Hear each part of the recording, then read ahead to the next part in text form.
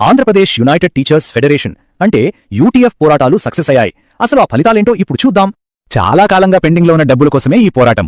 మరి ఈ నిరసనలతో వాళ్ళు ఏం సాధించారు? రణభేరి పేరుతో యూటీఎఫ్ నిరసనలు మొదలుపెట్టింది. ఒక్కో దశలో పోరాటాన్ని రాష్ట్రవ్యాప్తంగా ఉధృతం చేశారు. చూడండి, వాళ్ళ ప్లాన్ ప్రకారం స్టెప్ బై స్టెప్ ముందుకెళ్లారు. గుంటూరు నుంచి విజయవాడ, అక్కడి నుంచి సెక్రటేరియట్ దాకా. విజయవాడలో 16,000 మందితో జరిగిన రణభేరి 2.0తో ఫస్ట్ సక్సెస్ వచ్చింది. కొన్ని డిఏ బకాయిలు రిలీజ్ అయ్యాయి. ఇక ఫైనల్ స్టెప్ చలో సెక్రటేరియట్. ఈ ఒక్క పిలుపుతోనే ప్రభుత్వం చర్చలకు దిగి వచ్చింది. ఈ నిరసనల ఒత్తిడితో ప్రభుత్వం వెనక్కి తగ్గింది. పెండింగ్ బకాయిలపై ఒక కీలక నిర్ణయం తీసుకుంది. దాదాపు 7,000 కోట్ల రూపాయల బకాయిలను క్లియర్ చేస్తామని ప్రభుత్వం హామీ ఇచ్చింది. సరే, మరి ఈ 7,000 కోట్లను ఎలా విడుదల చేస్తారు?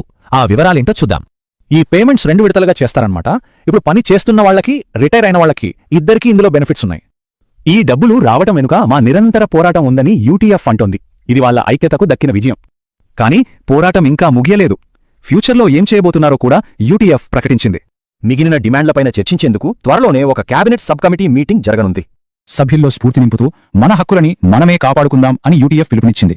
మరి ఈ గెలుపు ఇక్కడితోనే ఆగిపోతుందా, లేక ముందు జరగబోయే ఉద్యమాలకు ఒక నాంది పలుకుతుందా?